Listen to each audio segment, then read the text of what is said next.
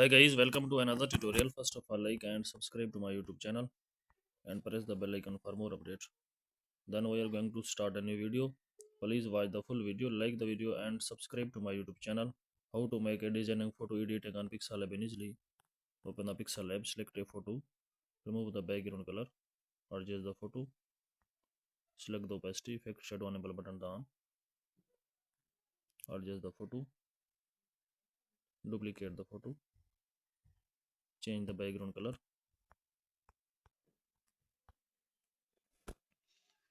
duplicate the photo.